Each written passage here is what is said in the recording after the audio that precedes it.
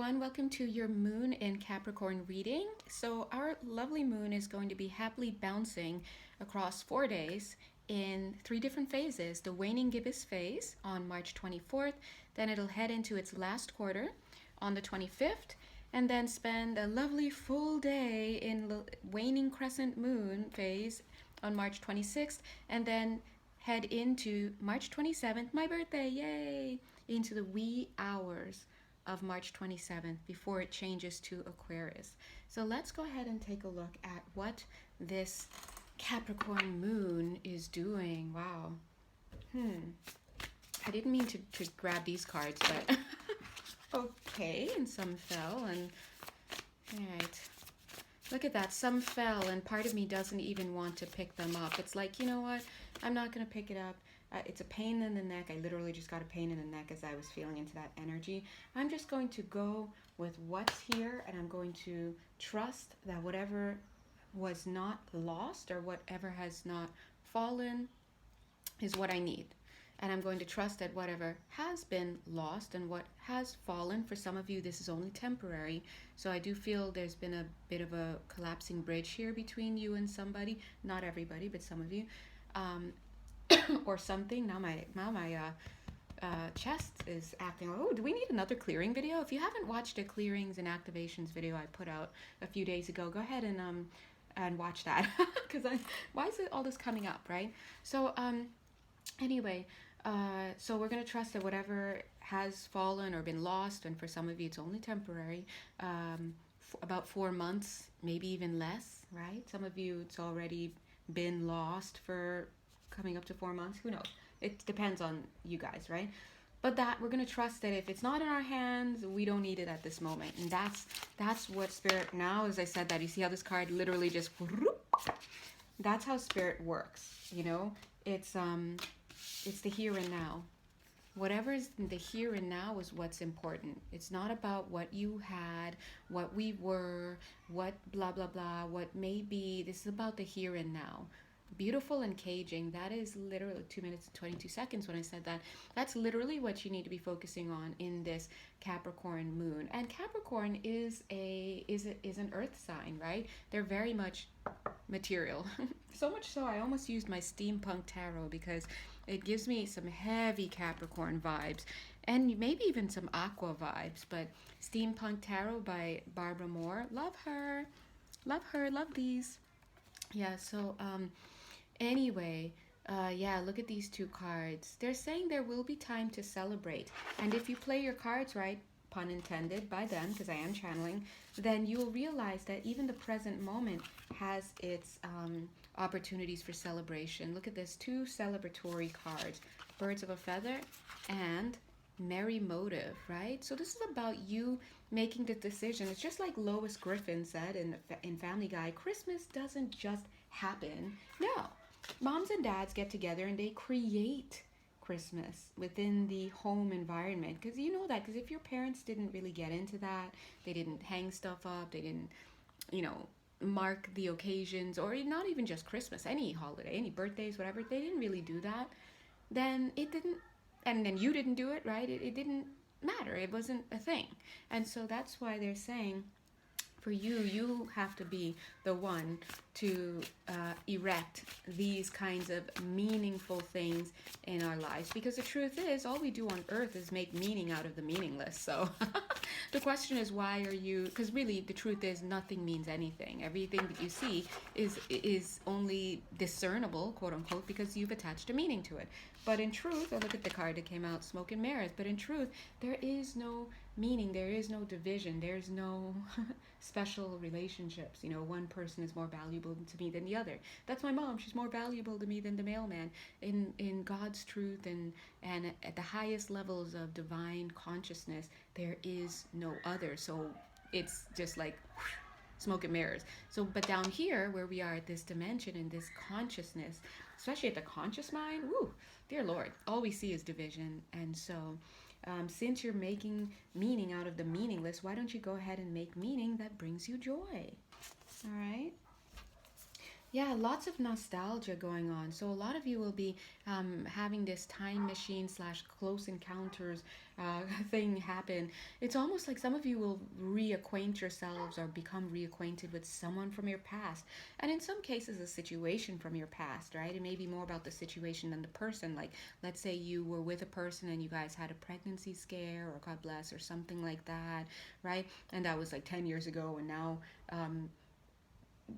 this person or this situation is resurfaced in your life again, but it's more about the scare than about wanting to reconnect with that person. That's an example, right? But or just maybe you might be experiencing something that you experienced years ago all over again. Oh my God, I was evicted 10 years ago and now I'm feeling like I might get evicted again, right? So that's a situational thing. But for a lot of you, it is a person that may resurface, may come back into your life. Please know that this is a moment where it's almost like I want to use the word relapse, but I don't want to use the word relapse because I want to pull you guys out of your conscious mind when I say that. It's too loaded and it produces different meanings for different listeners. What I'm trying to say, because this is the word that's coming through, but I need to get the nuance. Relapse in the sense like we're meeting again. Whoosh. I know that sounds strange to use that word or have spirit use that word to um, attach itself to this energy and this meaning that we're trying to convey. But sometimes the words and the way that they're using it is not in the way that we use it. For example, love. When they talk about love, they're always talking about divine love. And that divine love is a level of love that we just with our human faculties can't even fathom. So when the word love is the best word that can be channeled through me, the channel, it and I tell it to you guys, it's lost in translation because it can only meet you at the level of your own consciousness, okay? So I'm just going to go ahead and try and define what they mean by relapse. They're just giving me they're showing me this blanket. Let's say it's a sheet, a white sheet, and you go, you're like whoosh, whoosh, you're whiplashing it because you're just trying to lay it out on the bed lazily without having to go around and fix it. You're like, I can do it this time. No, I can do it this time. So if you do it too hard, the sheet will actually, like, it'll be like whoosh, and you'll hear it because it'll crack on itself, right on itself, right? So imagine this sheet is a plane of existence, right? The sheet itself, and it's linear when it's just flat. It's linear, broop, right? Broop, broop, broop, broop. But when you start to wave it, it starts to do all sorts of types of things, right? And then it's like, oh, depending on how much force is put on the wave, it the two sides may actually hit each other. That's a relapse. The way that's word relapse is that they're using is applying to that whoosh concept. So let me break it down for you, all right? Even more. What might that look like in the physical? That looks like, hey, there's this huge energy coming in to the planet, for example, into the collective field. And we're a field, we're the sheet, and there's a huge energy, the person acting, God, universe, cosmic forces, whatever you want to say. And it hits that sheet. The whole sheet is going to get into a wave pattern. It's going to be disturbed, right? It's the pebble in the pond, it's disturbed. But the pond metaphor ends there because it'll just be like whatever, unless it starts to become like a wave, like on the oceans, and then waves are crashing in to each other. That's more like what this is. The force is so strong. And what is this force? The force is a healing force. It's a high vibration force, and it affects everybody within the collective. And so once that force hits your independent field, your individual field, it pushes up against your internal energies, your shadow energies, your unresolved energies. In other words, the distortions of the light. If we held no distortions or misperceptions and core beliefs and stuff within our energetic field, the energy would just pass right through. And that's what it means to be in the flow, right? That's in the flow. But human beings are not in the flow by definition because we're fragmented. And the fragmentation is a byproduct of distortion in your energetic field, as is ailments and stuff like that. And so when this wave hits, when this energy hits your independent field, it kicks up your stuff. And that can push you, compel you, propel you, especially under this Aries energy, right? God bless. To take action in some way. So for a lot of you, that's why they say, see how we try. This is what channeling is. I get it. Now I gotta explain it, but I get it. This is what this means. This is the result. You're going to come into contact with people again because the sheet whoosh, is hitting whoosh, different parts. It's not laying flat. So people are going to be pumping out of the blue. People are going to start coming, talking to you, apologizing. Nostalgia is in the air. Time machine, right? Because guess what? If you have this sheet, it's easy to be like, oh, linear time, oh, linear time, right? But when you're doing this, that corner is hitting this corner. The sheet's going all crazy. Let's imagine that we're talking about, the distance and the time and the location and all that. This gets to this. Now we've got 2 times meeting. Oh my God, here I am in the now moment, and I'm having something from my past come right back into my now moment. Why? What's this person coming back to do? Well, guess what? They were inspired by spirit. There was an energy in the air that pushed them, and that's why you must be careful around any Venus retrogrades. 11 minutes, 11 seconds.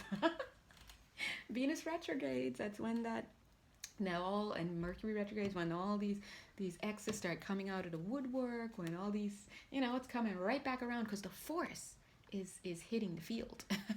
And that's why you don't just act and react. But if this is coming through in a divine way, because it's an opportunity for you to stop, look, and listen. Oh, stop, look, and listen. And the guides did say that a few daily messages ago, and they have been warning through the video messages that we've been putting out that just because you have a thought, just because you have an impulse, especially under this Aries energy, does not mean I have thought, I go do. No, I have thought, I have emotion, I stop, I recognize thought and emotion, and I also understand that thought and emotion being recognized does not necessarily translate to action. Right? It's awareness. That's what awareness is. Otherwise, it comes, it hits your field, you have that aha moment, you have that thought, you have that spark, and now you go acting out into the world. If you've got a lot of distortions, if you have unhealed energies around something, you may react. It's knee-jerk reactions in a way that is low vibration. Cherry tells me something that she heard Stella say, and now all of a sudden I've got issues inside and it triggers me, and now I go and I tell so-and-so what I heard they said, and and that's all knee-jerk reactions. It's all low vibrations. It's energy coming in, hitting the field, going unawares, and just knee-jerk. And so Spirit is saying that use this energy that's coming into your field. Even now, and we're in the Cap reading, right? But we're just, it's always just an energy report. Hey, here are what the energies are right now, whether it's a moon reading, a sun reading, a Venus reading, masculine reading, astro reading, right? Smoke and mirrors. Let's just get rid of that and just acknowledge, okay, someone's come back into my life, okay, energy's coming in, okay, new thoughts are coming in, okay, this person just triggered me. Whatever it is that is coming into your field, stop, look, listen. Stop, look, listen, stop, look, listen, stop, look, listen, stop, look, listen. You know why? Because some of those things, you just need to let that ish go, okay? Look at it. Just let it go. Came into your field, okay, what's this? What's it making me feel? What thoughts is it giving me? What blah, blah, blah, who blah, blah, blah, blah, blah, right? It doesn't matter. The question is this indicative? It's going to be indicative if it's triggering you. It's indicative of something that I need to look at on the inside. Thank you for the message. Goodbye. Let me look inside. See what it is. Then that's where the fruit is when you do the work, right? So just because something comes to mind or appears in your physical world, or something, even a potential match, a guy or a gal, a potential person for you, just because somebody pops up into your awareness, like, oh my God, this could be somebody who I could have a romantic situation with. It doesn't mean that you can have a romantic situation with it. It doesn't mean that it's going to happen, or that it should happen, or it must happen, or it was destined to happen, or it's even a possibility. It just means someone came in. What are my feelings about this? And I mean, go in, look at it. What are all the thoughts? They're going to be even contradictory. Oh, this person just came back into my life.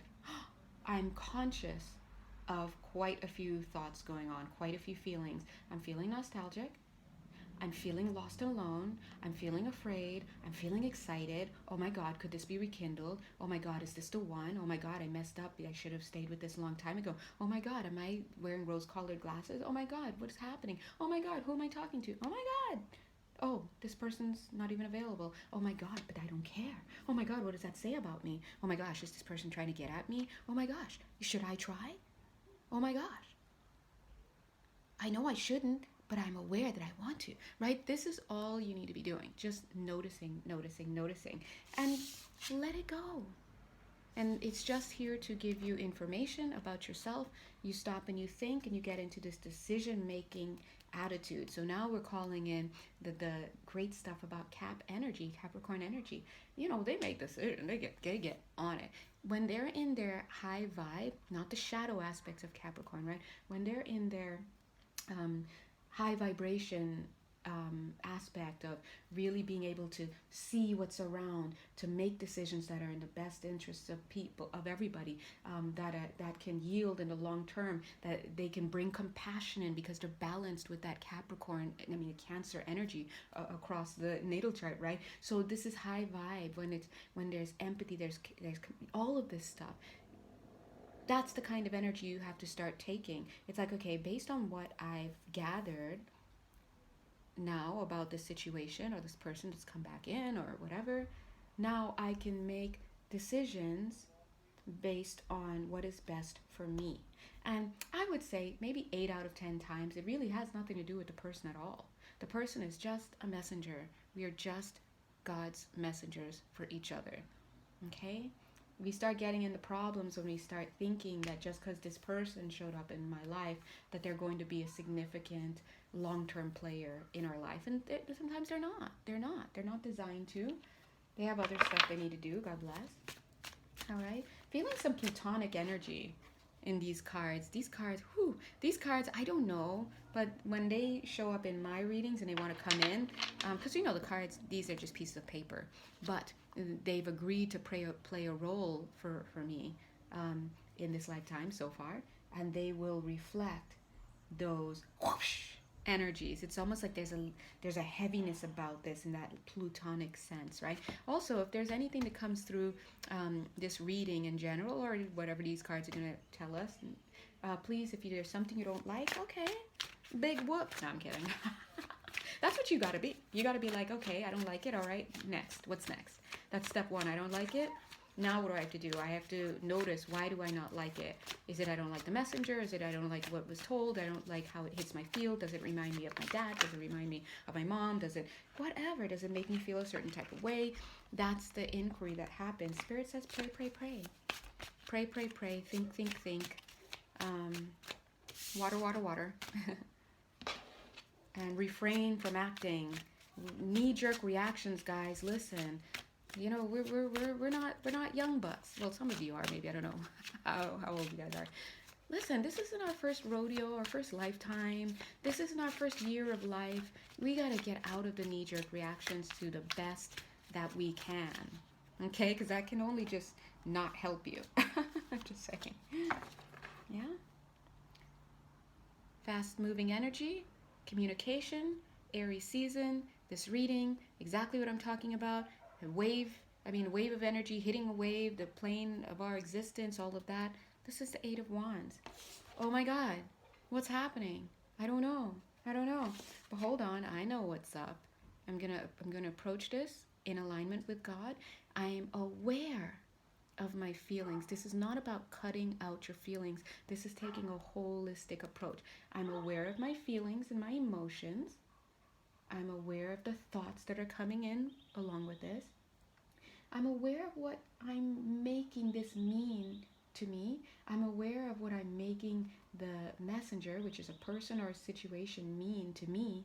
I'm also aware that in God's reality, there's only love, there's no distinction, there's no meaning. All of this has no meaning. So I must say, why am I reacting in this way? Why am I seeing this person or this situation this way? Why am I seeing or feeling these thoughts and emotions, right? That's the smart way to approach this. That's why we have the Empress energy coming in. I'm hearing the Goddess energy coming in. Some of you want to be goddesses, quote unquote, gods. God bless any gods out there. I don't know, right? But what does it mean to be that? Just like the Empress epitomizes the four queens, you can't just, look, you can't just be an Empress / goddess, but you haven't cultivated the unification of these other queens, the Queen of Pentacles, Queen of Cups, all that. In other words, you claim the title, but you haven't really cultivated the inner level to be able to operate at that level. Because if you're not stopping and thinking and refraining before you knee jerk, then where are you?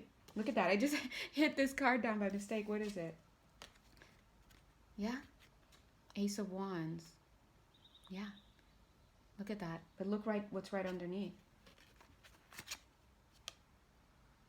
Seven of Wands, defensive energy. But you can turn this defensive energy around by yielding. Yeah, they're right. See, look at me trying to proofread. I'm so sorry, guys. You guys do you. I'm here for you. They're saying, look at you taking this Ace of Wands and yielding. And then wielding, that's what I was going to say, wielding, but they want to say yielding first to emphasize, stop the defensive energy. Oh! Step out of defensiveness. And then you could wield the Ace of Wands properly. Now, why would they use the Ace of Wands and not the Ace of Swords? Ace of Swords depicting communication, great decision making, advice from on high, right? Why? Why would they use the Ace of Wands? Well, number one, it is Aries season. This is fire energy, but also it speaks of spark. It speaks of creativity. It speaks of new beginnings. It speaks of high-mindedness brought into any moment in a way that allows for the fulmination. Oh my God, I love that. And also the cultivation and extension. Wow, that's extension of this energy. It's turning love energy. It's transmuting whatever you're pulling in into love energy. Now, if that isn't the epitome of a chakric system working amazingly, I don't know what is. Because your chakras are literally pulling in energy from around you, metabolizing that energy, and expressing back outward, right? So you're literally the filtration system. And so you want to make sure that your thoughts and your feelings and all of these and those inner blockages and all of that are tended. Now, I didn't say disappeared. You didn't disappear it, right? Because that's what we're here on earth to do. We're here to heal it in other words, to heal the distortions of light. In other words, to get back to a place where we no longer have these blockages to the flow of light energy that's coming through, right? And so it behooves you. The onus is upon you to do the inner work. If you're not doing the inner work, then you're not doing the work. And then you're just experiencing. And experiencing is like drops in buckets. And of course, one day the bucket's going to overflow. But imagine how much faster you can move if you put consciousness to it, right? Put consciousness to the experiences that you're having, looking inward and realizing that everything on the outside is just you. Last two cards here. Oh my gosh. What is this? The Fool and the World, beginning and end. Oh my gosh, guys, preach it. It begins and ends with you. It begins and ends with you. If you deem this the new beginning that you need, well, get it. If you choose to see this, an ending to something, hey, okay, go ahead, get it, right? Between the Alpha and Omega, is Omega the last one? Whatever, and right now it is. Between the Alpha and Omega, there is life. There is what you choose. And if you're not choosing from a high place of willingness, that's it. It doesn't even have to be perfection. The guides never want perfection. They like, wait, what are we doing? No one ever said the word perfection. You guys did. We were like, oh yeah, we totally did. We're gonna own that. Thank you, Spirit. They just want progress, and they want you to try to be in your integrity as much as possible. Character counts, okay? You may not be perfect, but your character counts. Yeah, you fell into that hole, but how did you get out? You know, how did you get out of it? And that's what counts at the end of life and at the end of everything. Anyway, let's go ahead and pull a surrender card or two. We already know what we're gonna, I don't know what we're gonna say, but it's probably, oh, well, there, okay, thank you. Boink! Surrender worry. Numero uno. Okay. Number 2. Surrender to receiving support and love. And now at the bottom of the deck, I feel it. What is it? Surrender procrastination. In other words, hey man, what are you doing? You're wasting time. Come on, stop worrying. Open up that field. Let go of the defensiveness. Let it in. It's for you, not to you. It's for you, and from a higher perspective, by you. You know, you may not be ready to hear the by you part, and that's okay. But it's for you. Let's get started. The guides are like right here, like, hey, you coming? You're like, yeah, all right. And there you are, running up. Have fun with yourself. Try. Listen, if you can't have fun with yourself, I hate to be the one to tell you that life is going to be a little rough. You have to get to a place where you start liking you. You know, we're blessed if we have at least one person who likes us, because there are some people who, not to compare because we can't compare, but in a sense we can, and we will right now. There are some people who have chosen circumstances in their soul curriculum where they purposefully made it where they don't have the kind of support. Look at my throat chakra already coming up. The kind of support that you have, right?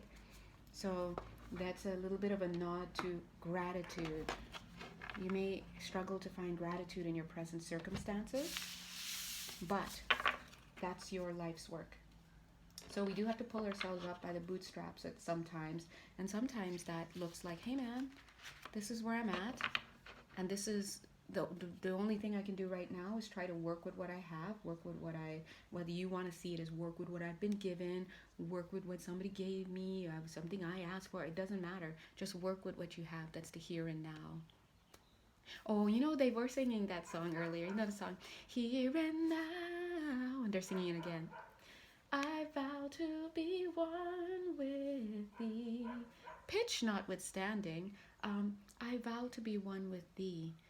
I vow to align myself with thee, capital T, with higher self, with source energy. But you know, the OGs for real know there is no such thing as needing to align, because we were never separated to begin with. That's it. We were never separated. There was no separation. And when you really get that on a visceral level, please say hi to the Buddha, because he gone. Because of that, he realized it. It was like, oh my God, I have unified all of these fragmented thoughts, these distortions I had in myself, within myself, these misperceptions, these false thoughts. And I opened my eyes and I was no longer in the world anymore. Buddha left the world, right?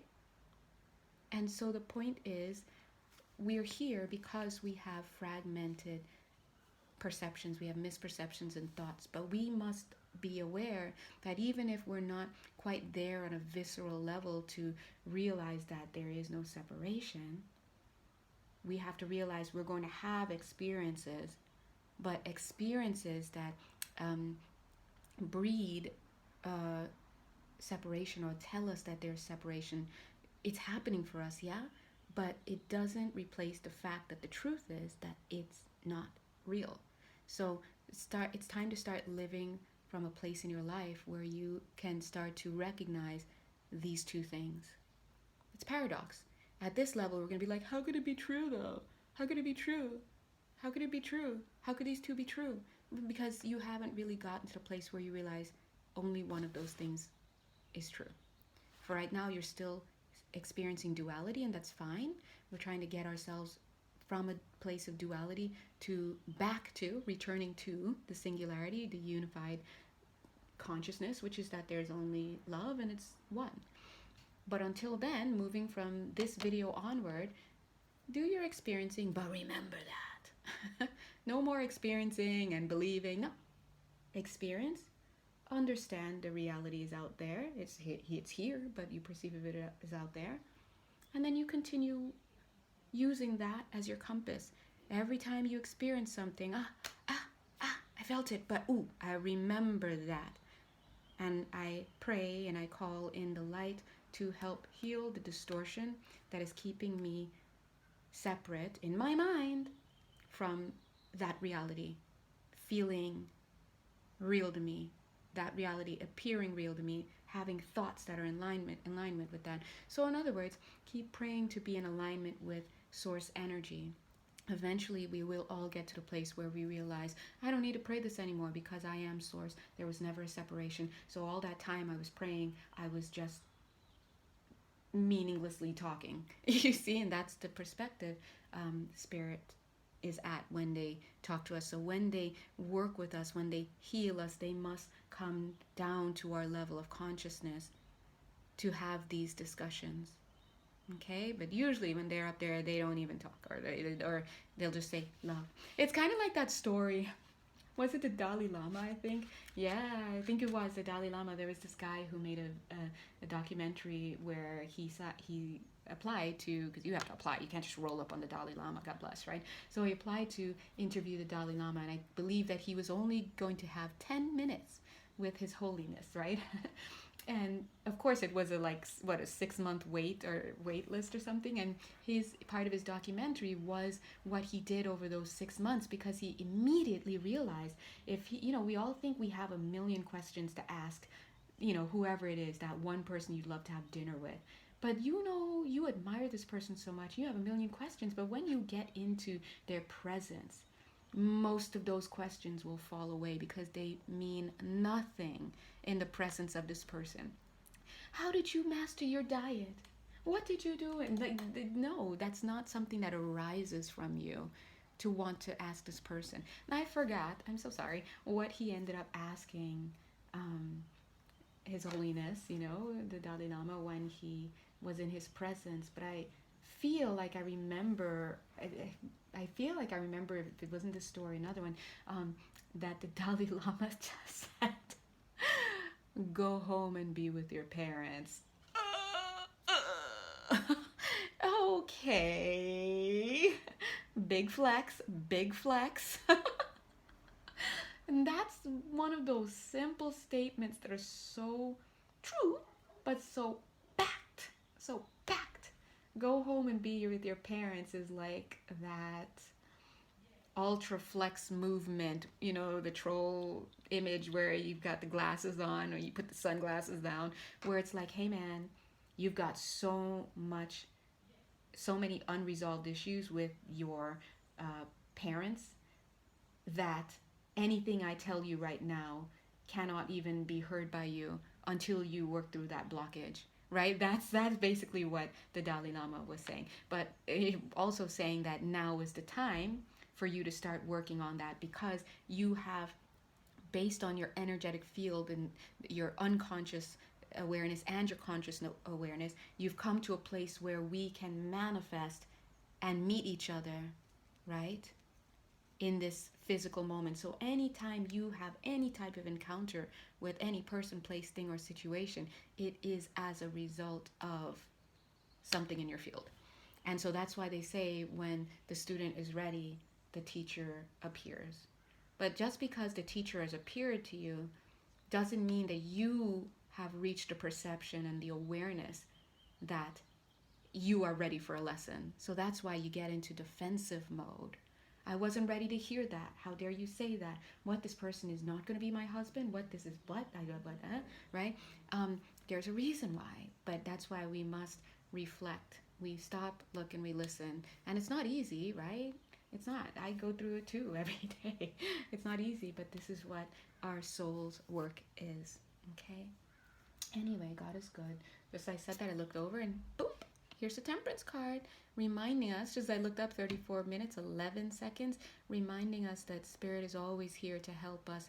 They're kind of chuckling, to use my word, metabolize the energies. Thanks, guys. Yeah, they're here to help us metabolize the energies. They're here to help us work with these feelings. Feelings are energies. These thoughts are energies, right? These perceptions. All right? Anyway. Oh yeah, look at the next card. God bless. Moving on. Moving on to Six of Swords. Moving on to what's next. So the next time you ask yourself, what is this thing called life? For what purpose am I here, God? There are many purposes, my dear, but your purpose, your attention should be to get to a place where you get to know thyself. Okay, so look inside, start learning you. It doesn't just start with, oh, I like cheese, you know. It could start with that, but it delves much deeper into the wordlessness phases where you just stop and you don't say anything. You don't need words. You can't even use words where you are in that awareness. Have you ever seen that moment? You've seen it. I wonder if you've experienced it. We see it all the time in the movies. Or some of you have experienced it when a baby is born, when you meet your friend or somebody you really care about after a horrible situation and you're seeing them laid up in bed or something, or your pet who's going through something and you see them. In that moment, the emotion that is exchanged between the two cannot have words attached because it's now beyond the realm of words, of vocal expression. It's moved into another space altogether. And the only thing that can be communicated is telepathic. It's emotion, and you'll know that because you feel the tear. And then, the tear rolls down, and just with a look, everybody knows, right? We know. It's the handshake. Us women were like, you just shook his hand, but he's been your best friend for the last 40 years. He knew.